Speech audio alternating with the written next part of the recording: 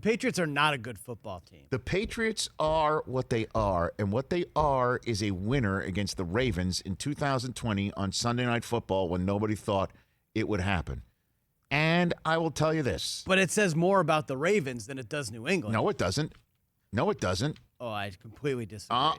The Pats are a few plays away from being 7-2 right now. Look, here's what it says Smoke about and mirrors, man. But take whatever you've got to do. You got to win the game, baby. Damn straight. But they're not good. I mean, come on, guy. I've watched every single snap. I know that. This says more about the Ravens and what they are not than it says what the Patriots are. Or you play who you play in the moment in time in which the game says you must play it, just like New England had to do against Kansas City. That stunk.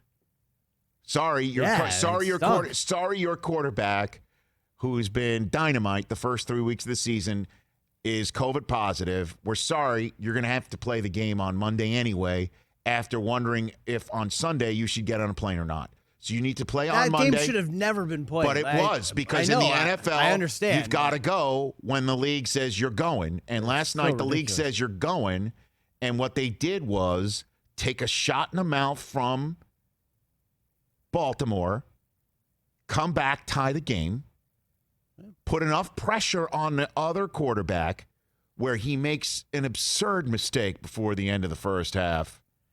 Yeah. When it's 13-10, and you think that you just tie it. All you got to do is just get 5 more yards. You could possibly have gotten 0 more yards for your potential future Hall of Fame kicker, and instead Lamar decides to go and test that kid whose name, I'll be honest with you, escapes me right now. He's been J.C. Jackson. He's been amazing. He's been awesome. Okay. He's got a pick in 5 straight games. Again, because you guys in New England are who you are, which is let's coach up the guys that we have. Do your job. And this kid is doing his job just when other teams fall apart.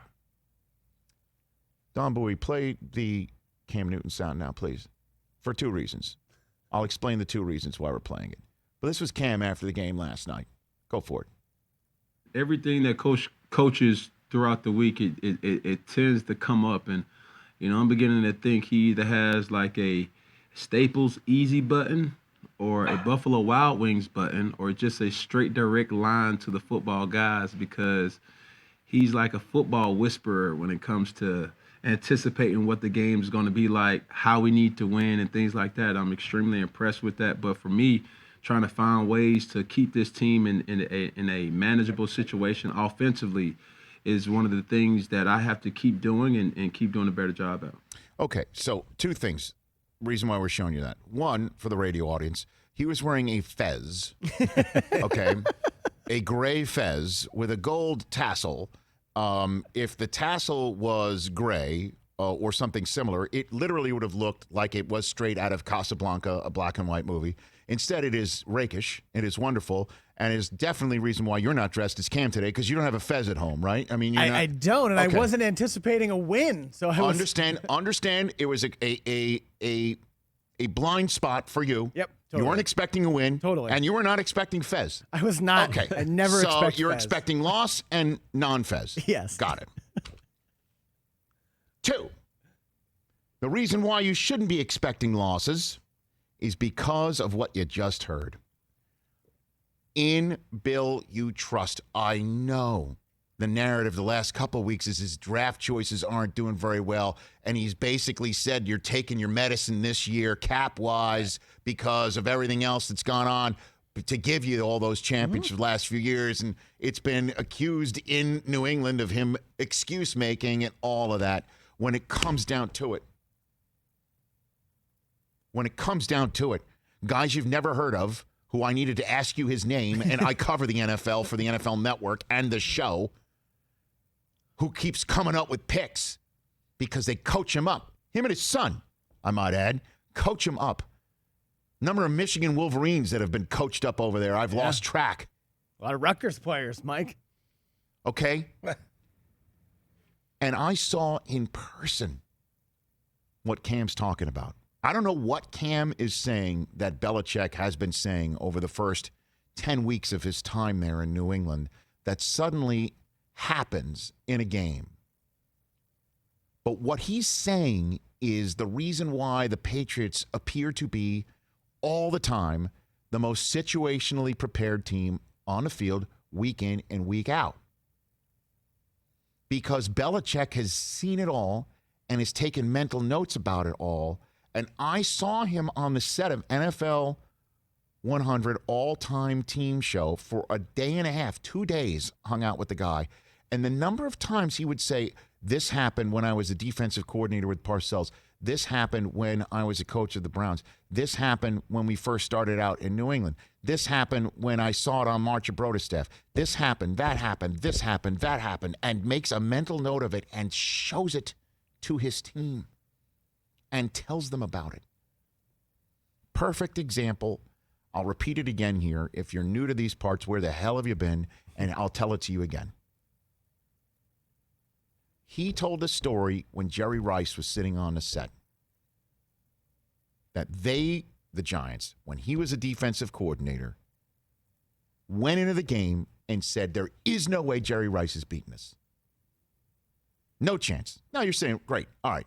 Brilliant. What a concept to try and make sure Jerry Rice doesn't beat you. 2-minute drill. They're down. He says, ball gets fumbled. No timeouts left for, I think it was Young. No timeouts left. Fumble. Everybody has to run back to the line of scrimmage. His team is not ready. Snap the ball. Jerry Rice amongst the Chinese fire drill going on the Giants defense because they were not prepared for the ball to be fumbled at the snap, creating a huge mess with no timeouts left and clock ticking. Niners get set, find Rice, touchdown.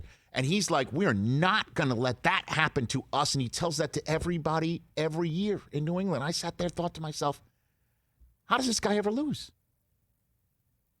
There are other brilliant coaches in the league who have been around situational football. John Harbaugh has been around football his entire life, thanks to his dad. I have no explanation for what happened. I have an explanation for what happened. This guy has a mental Rolodex and will never forget it. And just to tie everything together in this segment, Sean McVay's got that too. And he's just getting started, man. He's just getting started. I mean, he's about, 20 years away from his first senior moment. Where he'll just forget, did I leave the stove on? He's about 20 years removed from that. He's seen it all, and he remembers it all, and he will infuse that in his team over time. That's why Cam keeps seeing stuff happen in games that his coach is preaching all week long. And that's why, Chris, you should not expect a loss, and you should be ready for a fez. I'm going to do my best here in the next couple of days. So just focus. That's all I'm asking you to do is focus. Hey, you watched all the way to the end. Thanks for that. Watch more right here.